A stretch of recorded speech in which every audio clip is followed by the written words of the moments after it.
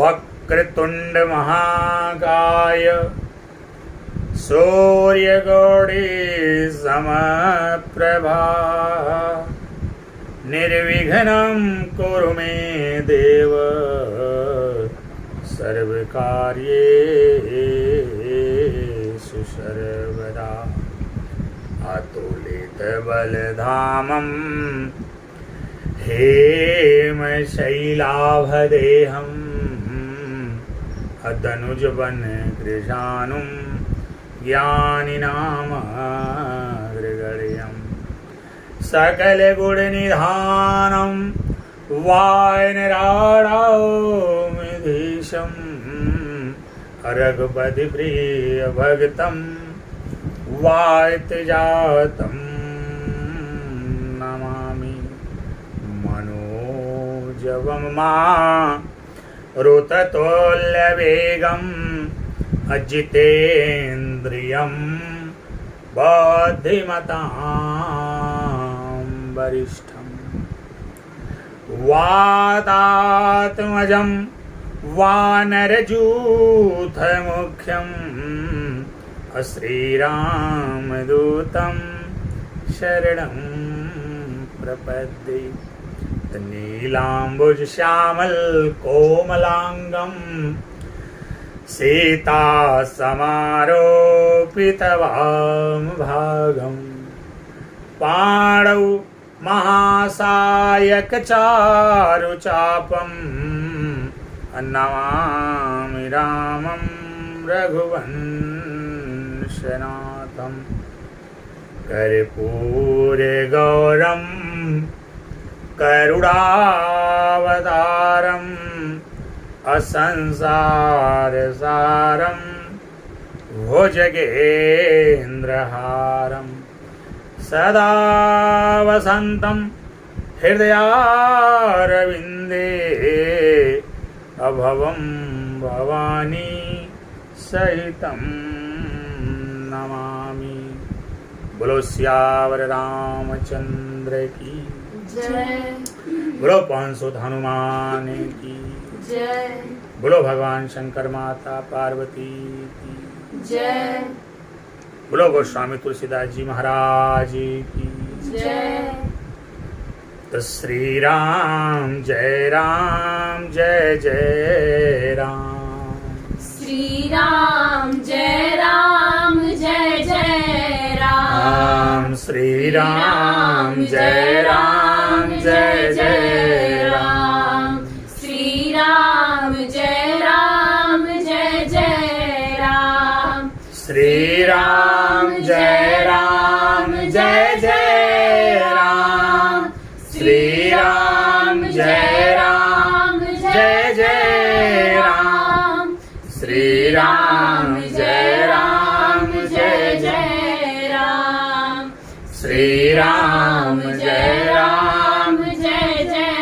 राम, श्री राम जय राम,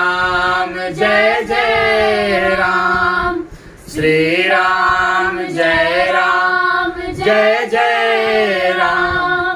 श्री राम जय जय राम, श्री राम जय राम, श्री राम जय राम। रघुपति राघव राजा राम, रघुपति राघव राजा राम, रघुपति राघव राजा राम, रघुपति राघव राजा राम। सबको सन्मति दे भगवान, श्री राम जय राम, श्री राम जय राम, रघुपति राघव राजा राम, रघुपति राघव राजा राम, पतित पावन सीताराम, पतित पावन सीताराम। श्री राम जय राम जय जय राम। बोलो सियावर रामचंद्र की जय। बोलो पवन सुत हनुमान की जय। बोलो भगवान शंकर माता पार्वती की जय। बोलो गोस्वामी तुलसीदास जी भगवान की जय। ओम पार्वती पदे नमः। हर हर महादेव। प्रेमी सज्जनों, आज एक बहुत ही संक्षिप्त चर्चा लेकर के मैं आप लोगों के समक्ष उपस्थित हुआ। आप सभी लोग बड़े ही सौभाग्यशाली हैं कि जो सत्संग में पधारे। सत्संग में आने वाले लोग परम सौभाग्यशाली होते हैं, जिनके ऊपर ईश्वर की विशेष अनुकंपा होती है, वही सत्कर्म और धर्म से जुड़ पाते हैं। अन्यथा जहां तक कर्मों का सवाल है, तो कर्मों से तो पशु भी जुड़े हुए होते हैं। किसी न किसी कर्म में पशु भी संलिप्त और विलिप्त रहते हैं। लेकिन मनुष्य अगर पशुओं से अलग है, पशुओं से श्रेष्ठ है, तो मनुष्य को जो ये श्रेष्ठता मिली है, मनुष्य को ये श्रेष्ठता प्रदान करने का सारा श्रेय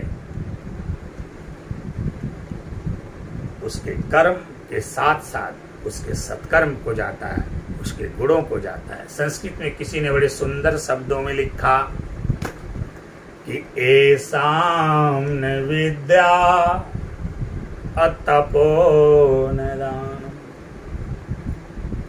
एसाम न विद्या अतपो न दानम, अज्ञानम न शीलम गुणो न धर्मा, एसाम न विद्या तपो न दानम, अज्ञानम न शीलम गुणो न धर्मा, अते मर्त्यलोके भुवि भारभूता, अमनुष्य रूपेण मृगाश्चरन्ति। अर्थात जिसके पास ज्ञान नहीं, तप नहीं, दान नहीं, विनम्रता नहीं, शीलता नहीं, आचरण नहीं, सदाचार नहीं, गुण नहीं, धर्म नहीं, सत्कर्म नहीं, वह इस पृथ्वी पर भार सदृश होता है। वह मनुष्य इस पृथ्वी पर भार सदृश होता है, मनुष्य के रूप में होता है, परंतु पशुओं के जैसा होता है। मनुष्य रूपेण मृगाश्चरन्ति। तो आप लोग बड़े सौभाग्यशाली हैं जो आप लोगों को सत्संग में आने का अवसर भगवान ने प्रदान किया। ये भगवान को, आप लोगों को बहुत बहुत धन्यवाद देना चाहिए कि बड़े भाग्य, अरे बड़े भाग्य मानुष तन पावा, बड़े भाग्य मानुष तन पावा, बड़े भाग्य। हे बड़े भाग्य मानुष तन पावा, बड़े भाग्य मानुष तन पावा, सुर दुर्लभ सद ग्रंथ निगावा, सुर दुर्लभ सद ग्रंथ निगावा, सुर दुर्लभ सद ग्रंथ निगावा, बड़े भाग्य मानुष तन पावा, बड़े भाग्य। ये जो मनुष्य का शरीर आपको मिला है, आप बड़े सौभाग्यशाली हैं जो ये मनुष्य का शरीर आपको मिला है। ये वो शरीर है इसके लिए देवता भी तरसते हैं। हमारे धर्म शास्त्रों में लिखा गया, वर्णन किया गया है कि इस मनुष्य के शरीर को, मनुष्य की योनि को प्राप्त करने के लिए देवता भी तरसते हैं। क्यों? क्योंकि यह मानव शरीर ही एकमात्र ऐसा शरीर है जो आपको मुक्ति प्रदान करता है, मोक्ष प्रदान करता है। इसीलिए किसी ने कहा कि मुक्ति का कोई तो जतन कर ले, मुक्ति का कोई तो जतन कर ले, मुक्ति का कोई तो जतन कर ले। कैसे कैसे कर ले? वो ये मुक्ति का जतन कैसे होगा? कि मुक्ति का कोई तो जतन कर ले, हाँ हाँ मुक्ति का कोई तो जतन कर ले, मुक्ति का कोई तो जतन कर ले।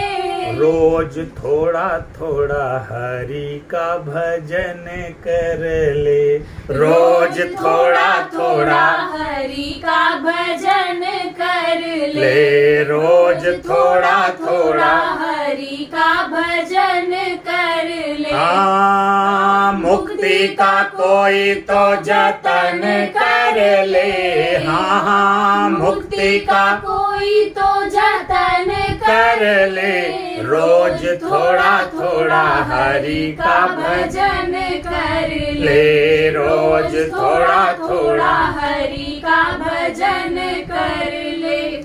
नहीं तो आएगा बुलावा तो जाना पड़ेगा, और वहां न चलेगा बहाना किसी का।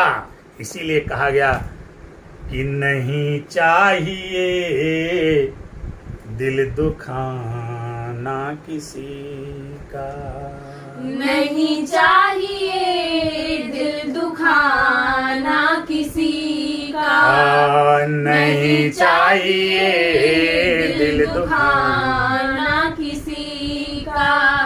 आएगा बुलावा तो जाना पड़ेगा, आएगा बुलावा तो जाना पड़ेगा, आएगा बुलावा तो जाना पड़ेगा। वहाँ ना चलेगा बहाना किसी का, वहाँ ना चलेगा बहाना किसी का, वहाँ ना चलेगा बहाना किसी का।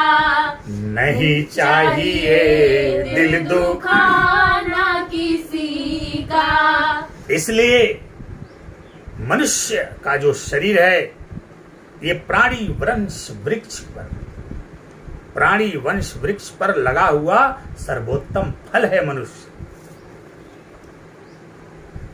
मनुष्य ने जिस दिन सीधा खड़ा होकर के चलना शुरू कर दिया, सबसे ऊपर उसका सर हो गया, फिर उसका दिल हुआ, फिर उसका पेट हुआ।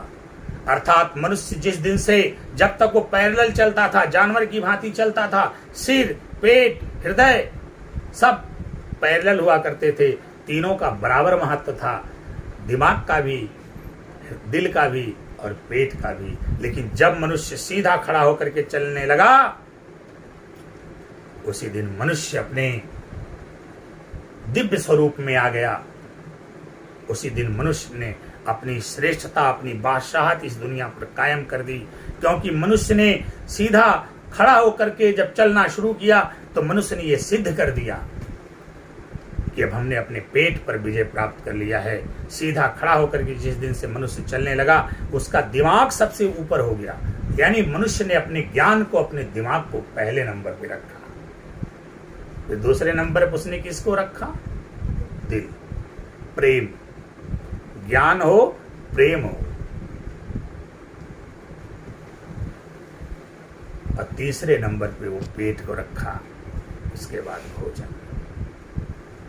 कहा जाता है कि इस दुनिया में कुछ लोग खाने के लिए आए हुए हैं, इस दुनिया में कुछ लोग खाने के लिए जीते हैं और कुछ लोग जीने के लिए खाते हैं। अब आप ही बताइए, आप लोग किसके लिए खाते हैं? खाने के लिए जी रहे हैं या जीने के लिए खा रहे हैं? अगर खाने के लिए जी रहे हैं तो ये तो पशु भी कर लेते हैं। अगर जीने के लिए खा रहे हैं तो आप मनुष्य हैं। तो ये जो सत्संग में आने का अवसर मिलता है, राम कथा श्रवण करने का, भागवत कथा श्रवण करने का सुअवसर आपको प्राप्त होता है, ये ईश्वर की असीम अनुकंपा का प्रतिफल है। जो आप आज सत्संग में बैठे हो, जो राम कथा श्रवण करने का आपको सौभाग्य प्राप्त हो रहा है, ये एक दैवी अनुकंपा है, ये अलौकिक कृपा है, ये प्रकृति का आपके ऊपर उसका सानिध्य है, स्नेह है, वात्सल्य है, प्रेम है, उसकी करुणा है, उसकी दया है, उसकी ममता है, उसका दुलार है, उसका प्यार है, उसका अनुराग है, आपके प्रति उसका लगाव है, स्नेह है, वात्सल्य है, जो आज आपको सत्संग करने का ये दिव्य सौभाग्य प्राप्त हुआ है। आपको पता होना चाहिए, भक्त विभीषण ने हनुमान जी से क्या कहा कि ये सत्संग, ये संत, अच्छे लोग, सज्जन पुरुष बड़े भाग्य से मिलते हैं। उन्होंने कहा कि अब मोहि भा, अरे भरोसा हनुमंता, अब मोहि भा, भरोसा हनुमंता, अब मोहि भा, हे अब मोहि भा, भरोसा हनुमंता, अब मोहि भा, भरोसा हनुमंता, बिनु हरि कृपा में लहि नहीं संता, बिनु हरि कृपा में लहि नहीं संता, बिनु हरि कृपा में लहि नहीं संता, बिनु हरि कृपा। भक्त विभीषण ने कहा कि जब भगवान की कृपा होती है तभी किसी संत, किसी सज्जन पुरुष, किसी महात्मा से, किसी अलौकिक व्यक्ति से मुलाकात होती है। आज मेरे ऊपर लगता है भगवान ने कृपा कर दिया, जो आपने मुझे दर्शन दे दिया।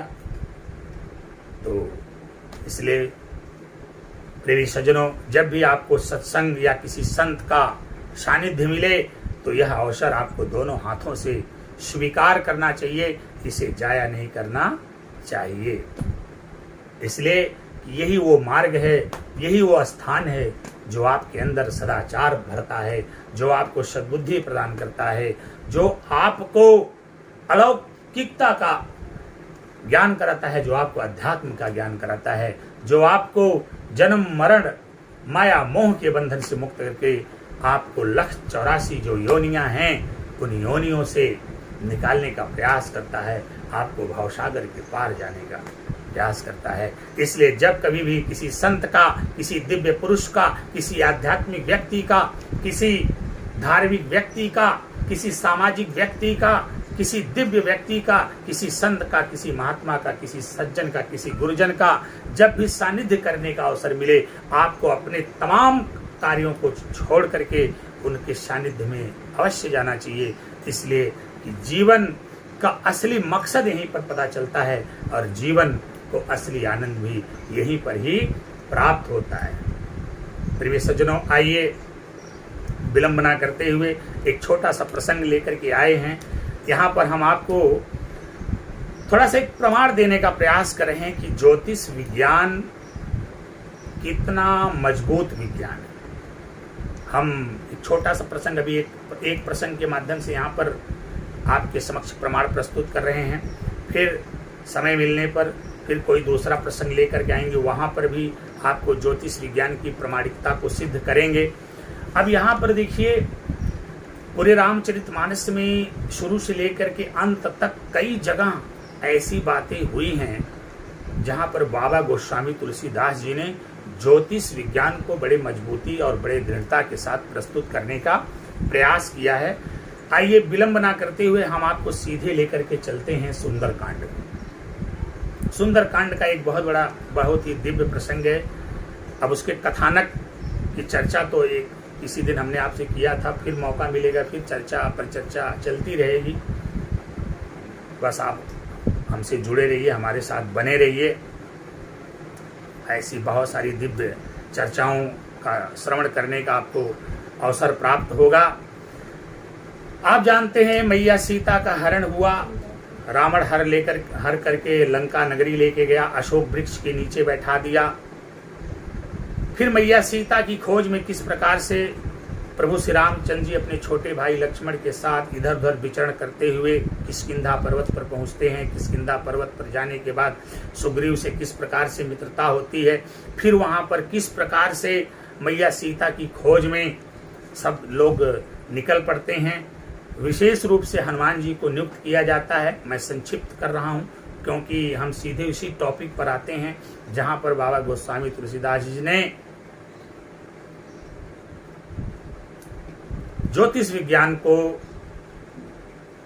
एक मजबूत आधार देने का प्रयास किया है और बताने का प्रयास किया है कि ज्योतिष विज्ञान केवल आज ही नहीं, चिरातन पुरातन काल से ही अस्तित्व में है और अपने सुंदर स्वरूप में विद्यमान है और उसकी सार्थकता भी है। और इसके पहले भी है एक चौपाई मुझे अब याद आ रही है, उस पर भी हम कभी जाएंगे। जब समुंदर को पार करने की बात आई तो जितने भी लोग वहां पर उपस्थित थे सबसे पूछा गया, सब लोगों ने अपनी बात रखी। अंगद जी से पूछा गया। यहाँ पर भी ज्योतिष का एक हल्का सा उदाहरण आपको देखने का मिलेगा। अंगद जी से कहा गया कि आप चले जाइए, तो अंगद जी ने क्या कहा? यह एक प्रकार की भविष्यवाणी ही है। यहाँ पर ज्योतिष विज्ञान का ही प्रयोग हुआ है। अंगद जी ने क्या कहा? बाबा गोस्वामी तुलसीदास जी बड़े सुंदर शब्दों में लिखते हैं कि जब जामवन जी ने अंगद से कहा कि अंगद तुम ही चले जाओ समुद्र के उस पार और सीता का पता लगा करके आओ, मैया सीता की खोज करके आओ, तो अंगद ने क्या कहा? बाबा गोस्वामी तुलसीदास ने बड़े सुंदर शब्दों में लिखा है। आप ध्यान दीजिएगा इस चौपाई पर। यहाँ पर आपको ज्योतिष विज्ञान अपने अस्पष्ट स्वरूप में दिखाई देगा। बाबा गोस्वामी तुलसीदास जी लिखते हैं कि अंगद ने कहा कि अंगद कहाँ अरे जाऊं मैं पारा, अंगद कहाँ जाऊं मैं पारा, अंगद कहाँ जाऊं मैं पारा। हे अंगद कहाँ जाऊं मैं पारा, अंगद कहाँ जाऊं मैं पारा।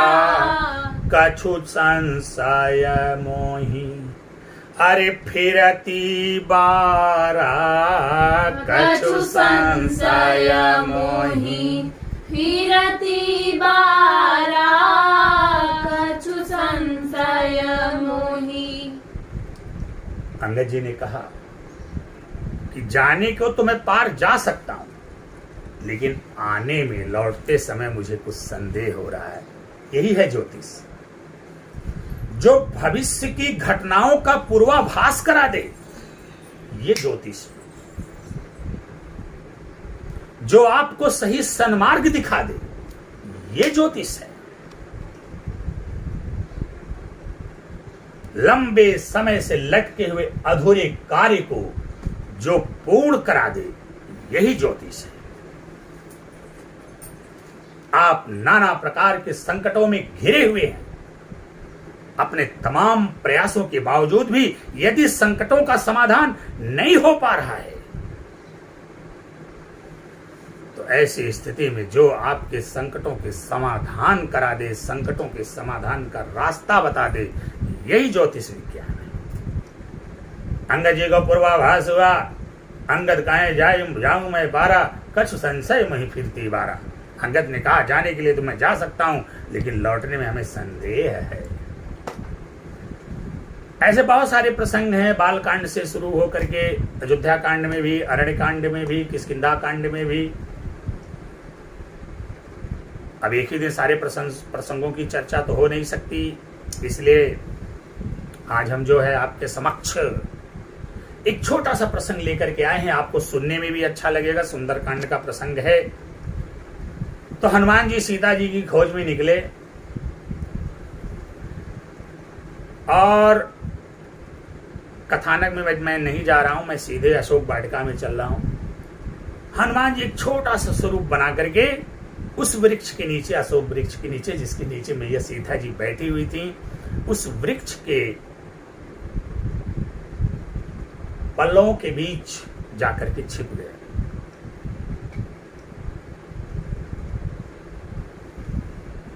और छिप करके वहां की गतिविधि पर अपनी नजर गड़ाए हुए हैं, दृष्टि लगाए हुए हैं, देखें क्या क्या यहाँ पर चल रहा है। आप जानते ही हैं कि मैया सीता को अशोक वृक्ष के नीचे रखने के बाद रावण ने तमाम प्रकार का सुरक्षा का बड़ा चाक चौबंद जो बड़ी व्यवस्था किया था, बड़ी चौकस सुरक्षा थी मैया सीता की। तमाम निशाचरियों को उसने वहां पर उनकी सुरक्षा में लगाया हुआ था, उनकी देख रेख में लगाया हुआ था। लेकिन कहा जाता है ना कि अच्छे लोग हर जगह मिल जाते हैं। जैसे अब राक्षसों की नगरी वो थी लंका, तो वहां पर जो है विभीषण का मिल जाना, राक्षसों के बीच में राम का भक्त। उसी प्रकार से एक और राक्षसी थी त्रिष्टा, उसका नाम क्या था? त्रिष्टा नाम था उसका। वह भी बहुत अच्छी थी, बहुत सज्जन थी, राक्षसी भले थी, लेकिन राक्षसी होने के बाद भी, राक्षस योनि में जन्म लेने के बाद भी भगवान की अनन्य भक्ता थी, भगवान प्रभु की बहुत बड़ी भक्त थी। भगवान राम के चरणों में उसको बहुत अनुराग था, प्रेम था। बाबा गोस्वामी तुलसीदास जी बड़े सुंदर शब्दों में लिखा कि त्रिजटा नाम,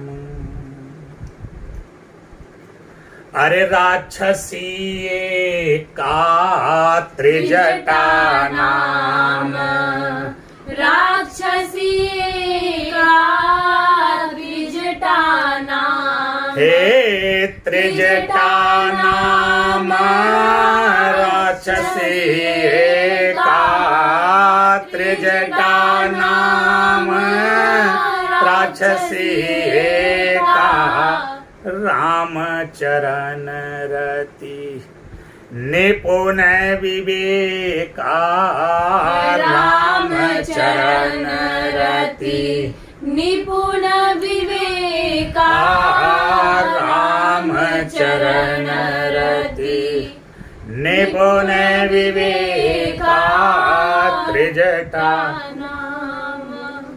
गोस्वामी तुलसीदास जी महाराज जी कहते हैं, उन्होंने लिखा कि जो सुरक्षा की व्यवस्था में राक्षसियों को रावण ने नियुक्त किया था, उसमें एक राक्षसी थी जिसका नाम था त्रिजटा। बहुत बुद्धिमान थी, राम चरण रति, राम के चरणों में उसको रति थी, प्रेम था, अनुराग था, निपुण थी, वो सर्वगुण संपन्न और बड़ी विवेकवान थी।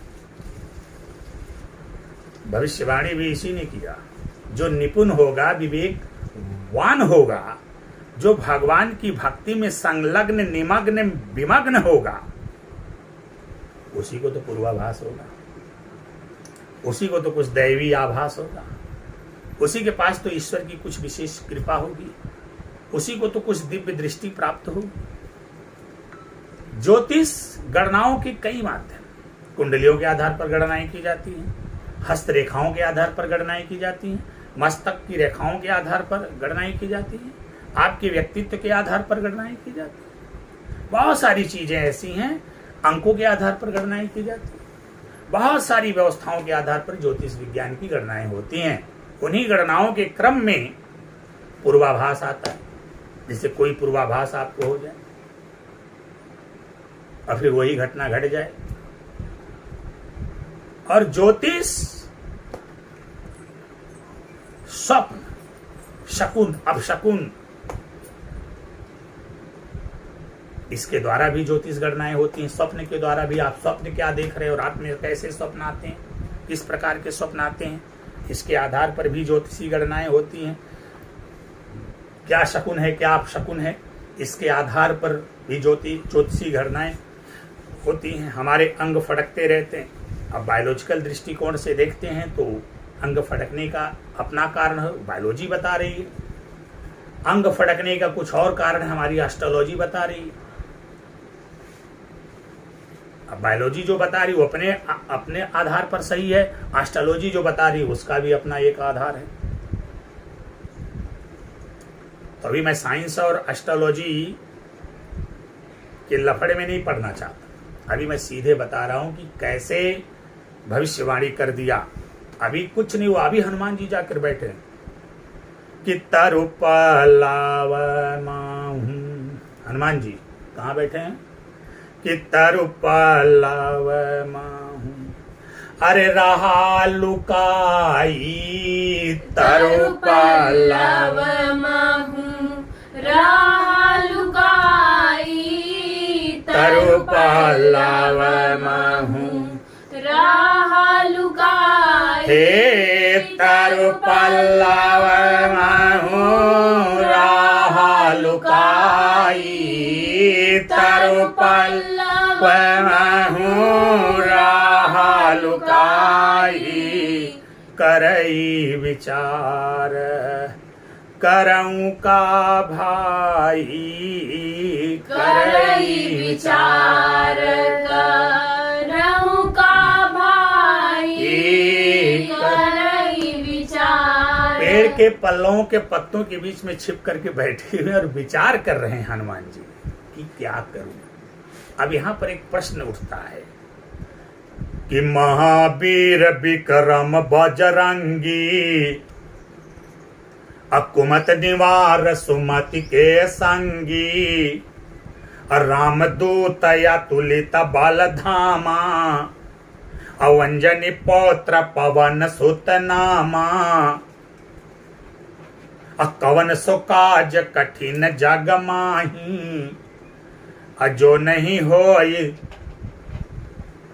तात तुम पाही, अपैठ पताल तोरी जमकारे, अहिरावन के भुजा उखारे। बड़े बलवान थे, बड़े बहादुर थे हनुमान जी, लेकिन यहाँ पर किस शब्द का प्रयोग हुआ कि तरुपलाव माहूं, अरे राहा लुकाई तरुपलाव माहूं, राहा लुकाई करई विचार का रऊं का भाई, करई विचार करऊं का भाई, करई विचार। तो प्रश्न उठता है कि जब हनुमान जी इतने बलशाली थे, इतने ताकतवर थे, इतने महान योद्धा थे, तो फिर वो लुकाई शब्द का प्रयोग उनके लिए क्यों किया गया, क्यों वो छिप कर बैठे हैं। तो हम आपको एक बात यहाँ पर स्पष्ट कर देना चाहते हैं कि वो गुप्तचर बन करके गए थे। अब गुप्तचर की विशेषता, क्वालिटी, खूबी इसी में है कि वो अपना काम कर ले और किसी को पता ना चले, इसके लिए वो छिप करके बैठे थे। लेकिन वो तो कमाल कर दिया त्रिष्टा की भविष्यवाणी में। त्रिष्टा आती है, अब वो भविष्यवाणी क्या कर रही है आइए सुनते हैं। आप देखेंगे अभी लंका में कुछ नहीं हुआ, अभी हनुमान जी को किसी ने देखा नहीं, लंकनी गेट पे थी उसने देखा, बाकी अंदर किसी ने नहीं देखा। अशोक वृक्ष के पत्तों के बीच में छिपे हुए हैं, छोटा सा स्वरूप बनाए हैं, किसी ने भी नहीं देखा कि लंका में वानर आया हुआ है। लंका एकदम अपनी सामान्य स्थिति में है, लेकिन लंका में क्या क्या होने वाला है अब त्रिष्टा पहले ही बता दे रही है, और हनुमान जी ऊपर बैठे हुए चुपचाप सब सुन रहे हैं। त्रिष्टा ने भविष्यवाणी पहले ही कर दिया। इसलिए कहता हूं कि रामचरितमानस एक उच्च कोटि का ज्योतिष विज्ञान भी है, रामचरितमानस भौतिक विज्ञान है, रामचरितमानस रसायन विज्ञान है, रामचरितमानस जीव विज्ञान है, रामचरितमानस भूगोल विज्ञान है। रामचरितमानस अपने आप में एक संपूर्ण ग्रंथ है, इसीलिए दुनिया का सबसे बड़ा महाकाव्य के रूप में इसको जाना जाता है। रामचरितमानस अपने आप में एक अद्भुत और दिव्य महाकाव्य है, और हमारे और आपके सबके घर में रामचरितमानस अवश्य होना चाहिए। यह हमारा आप सभी लोगों से निवेदन है। यदि आप अपने घर में रामचरितमानस को रखेंगे तो आपके परिवार में सुख शांति इत्यादि बनी रहेगी। समझ लीजिए कि सबसे बड़ा ज्योतिषी उपाय है। घर में सुख शांति लाना है तो अपने घर में रामचरितमानस को खूब सुंदर से अच्छे से स्वच्छता पूर्वक ला करके रख दीजिए। रामचरितमानस भौतिक विज्ञान भी मैंने आपसे कहा है कि जब हमारी चर्चाएं आगे बढ़ेंगी तो हम आपको बताएंगे कि रामचरितमानस में हम आपको आर्किमिडीज का सिद्धांत बताएंगे, न्यूटन का सिद्धांत बताएंगे, हाइगेंस का सिद्धांत बताएंगे। हम रामचरितमानस में लेमार्क का सिद्धांत बताएंगे, डार्विन का सिद्धांत बताएंगे। बहुत सारे खगोल भूगोल विज्ञान से संदर्भित बातें हैं जो रामचरितमानस में लिखी हुई हैं, और हम ऐसे ही छोटा छोटा वीडियो बना करके आपके समक्ष प्रस्तुत करते रहेंगे। कि तरुपलव अरे राहा लुकाई करई पल्लव महू राहा लुकाई तरु पल्लव महू और करई विचार करऊं का भाई करई विचार करऊं का भाई करई विचार। इसके बाद वहां पर जो त्रिष्ठा थी, अब त्रिष्ठा की भविष्यवाणी सुनिए। बाबा गोस्वामी तुलसीदास जी ने बड़े सुंदर शब्दों में लिखा कि त्रिजटा नाम अरे राक्षसी का त्रिजटा नाम राक्षसी का त्रिजटा नाम हे त्रिजटा नाम राक्षसी का त्रिजटा नाम राक्षसी का रामचरण रति निपुण विवेका रामचरण रति निपुण विवेका। ये तो उसका परिचय हो गया, लेकिन अब भविष्यवाणी क्या कर रही है, ध्यान से सुनिए। अभी जो कुछ भी त्रिष्ठा कह रही है ऐसा कुछ भी लंका में नहीं हुआ है, लेकिन त्रिष्ठा पहले ही कह रही है। स्वप्न, मैंने कहा ना कि स्वप्न के आधार पर भी ज्योतिषी गणनाएं की जाती है। बाबा गोस्वामी तुलसीदास जी महाराज जी कहते हैं कि अब त्रिष्ठा भविष्यवाणी कर रही है भविष्य में क्या होने वाला है। कि सब नाम बोली, उसने सभी राक्षसियों को बुलाया और भविष्यवाणी करना शुरू कर दिया कि सब नाम बोली अरे सुनाए से सपना सब नाम बोली सुनाए से सपना सब नाम हे सब नाम बोली सुनाए से सपना सब नाम बोली सुनाए से सपना सीता ही से का रौहित अपना सीता ही से का रौहित अपना सीता ही से। बारे बाबा गोस्वामी तुलसीदास जी महाराज, त्रिष्ठा ने सबको बुलाया, सभी राक्षसियों को बुलाया और भविष्यवाणी करते उसने कहा कि सब लोग मेरे पास आओ। सारी राक्षसियां जब त्रिष्ठा के पास आती हैं तो त्रिष्ठा ने कहा, उनको सपना सुनाया, और सपना सुनाने के बाद त्रिष्ठा ने कहा इसलिए सभी लोग मैया सीता की खूब सेवा करो, उसी में तुम लोगों का भला है। सीता ही से ही करो हित अपना, सब लोग अपना अपना भला कर लो। सीता कोई साधारण स्त्री नहीं है, वो स्वयं साक्षात माँ लक्ष्मी। इसलिए सीता जी की सभी लोग क्या करो, सेवा करो। अब भविष्यवाणी सुनिए ध्यान से। पहली भविष्यवाणी सुनो कि सपने बानर, किस शब्द का इस्तेमाल किया उसने, बानर उसने कहा। भविष्यवाणी देखा नहीं है लेकिन बोल रही है कि सपने बानर अरे लंका जारी सपने बानर लंका जारी सपने बानर हे सपने बानर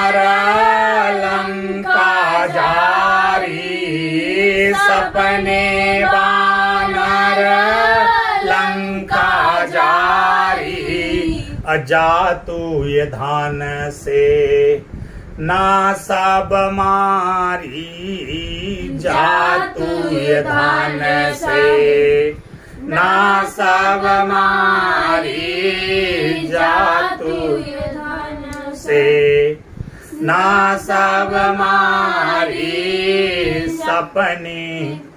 उसने कहा मैंने आज सपना देखा है, एक बंदर आया हुआ है और उसने हमारी लंका को जला के राख कर दिया, और केवल लंका को जलाया ही नहीं, सारे सैनिकों को भी उसने मार डाला, जात उधान सेना सब मारी। फिर यहीं पर तृष्णा रुकी नहीं, आपने देखा कि पहली भविष्यवाणी हो गई, उसने लंका को जला दिया है। अभी जली नहीं है लंका, लेकिन पहले ही बता रही है। तो कोई कार्य अभी हुआ ना हो और किसी ने किसी, चाहे अंग के फड़कने के माध्यम से, चाहे किसी और गणना के माध्यम से, चाहे पूर्वाभास के माध्यम से, चाहे स्वप्न के माध्यम से, वह बात अगर पहले ही पता चल जाए तो इसी को तो ज्योतिष विज्ञान कहा जाता है।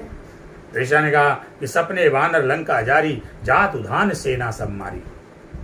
उसने लंका को जला दिया, सारी सेना को मार दिया। और यहीं पर नहीं रुकी, आगे भी भविष्यवाणी करती है कि खरयारूढ़ अरे नगन दास सीसा, खरयारूढ़ ना गण दस सीसा, खरयारूढ़ ना गण दस सीसा, हे खरयारूढ़ ना गण दस सीसा, खरयारूढ़ ना गण दस सीसा, मंडित सिर खान डित भोज बीसा, मंडित सिर खान डित भोज बीसा, मंडित सिर खान डित भोज बीसा। उसने कहा आगे भी मैंने देखा कि महाराज दशानन गधे पर सवार हैं, बिल्कुल नंगे हैं, उनके सिर काट लिए गए, रावण के पास 10 सिर और उनकी भुजाएं काट ली गई। खरे आरूढ़ नगन 10 शीशा, अमुंडित सिर खंडित भुज भीषा, यानी सिर को काट दिया गया और भुजाओं को भी काट दिया गया। तृष्टा ने अभी ये सब घटना घटी नहीं, लेकिन पहले ही बता रही है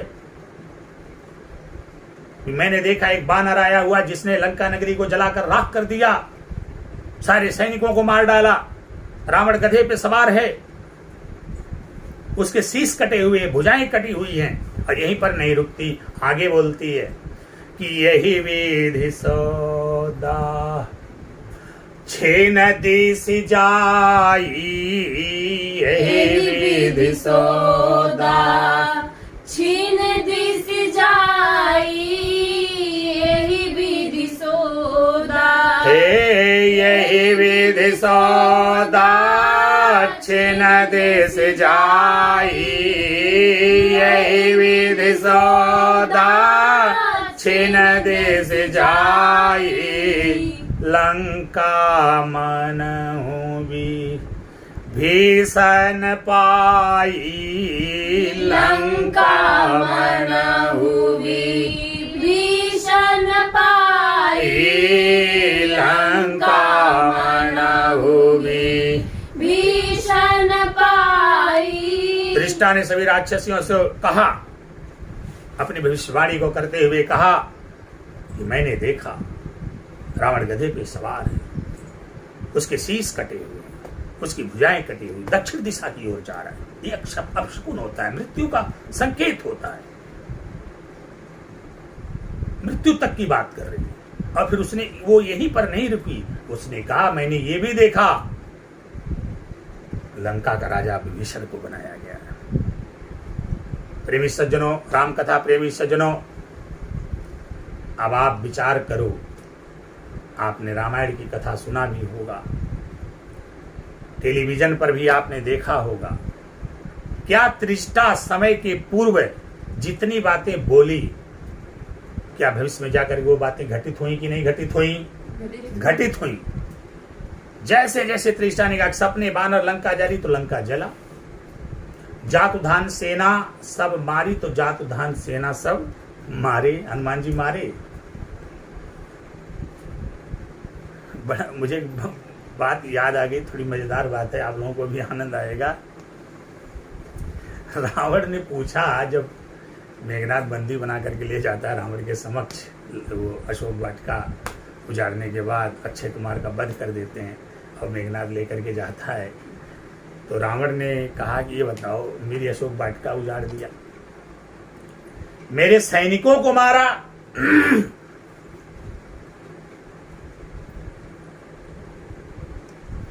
बोलो। अब हनुमान जी के ऊपर मुझे हंसी इसलिए आ रही है कि हनुमान जी ने एक तो उसके राज्य में प्रवेश करके उसका नुकसान भी किया, और उसके बाद फिर क्या कह रहे हैं हनुमान जी? आप गलती उसी की निकाल रहे हैं। आइए देखते हैं कैसे निकाल। बाबा गोस्वामी तुलसीदास जी बड़े सुंदर शब्दों में लिखते हैं कि जिन मोहि मारा, अरे जिन मोहि मारा तिन माय मारा, जिन मोहि मारा तीन मैं मारा, जिन मोहि मारा, हे जिन मोहि मारा तिन मैं मारा, अते पर बांध्यो तनय तुम्हारा, ते पर बांध्यो तनय तुम्हारा। उन्होंने कहा जिसने मुझे मारा मैंने उसको मारा, मामला बराबर हो गया। अब गलती आपके बेटे की है, उसके बाद भी उसने मुझको बंदी बना लिया, बांध लिया। आपने देखा होगा कि त्रिष्टा ने समय से पूर्ण जितनी भविष्यवाणियां किया, चाहे लंका को जलाने की बात कही हो, चाहे लंका में बंदर के प्रवेश होने की बात कही हो, चाहे रावण की मृत्यु की बात कही हो, मुंडित सिर खंडित भुजबीषा की बात कही हो, चाहे विभीषण के राजा बनने की बात कही हो।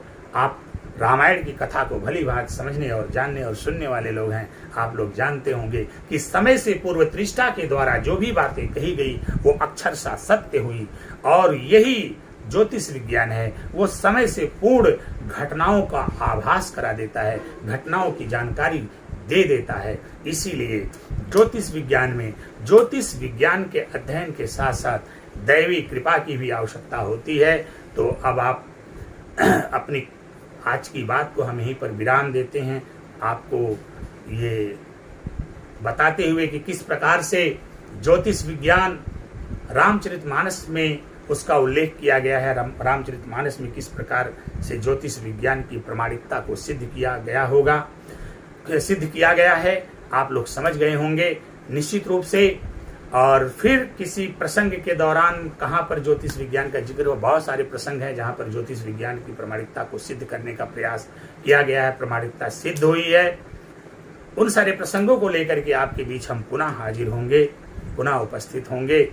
तब तक आपके ऊपर भगवान प्रभु श्री रामचंद्र जी की कृपा बनी रहे। हनुमान जी सदैव आपको सभी संकटों से मुक्ति दिलाते रहें। आइए हनुमान जी के बड़े प्यारे भजन को 2 मिनट संकीर्तन करते हैं और उसके बाद अपनी कथा को आज के लिए विराम देते हैं।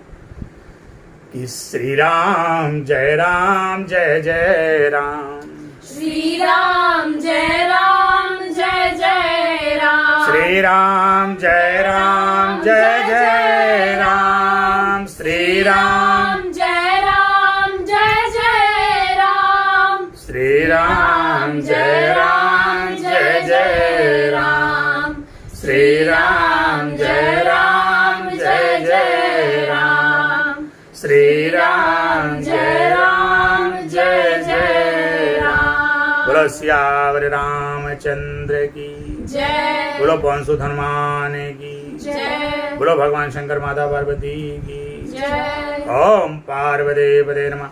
हर हर महादेव।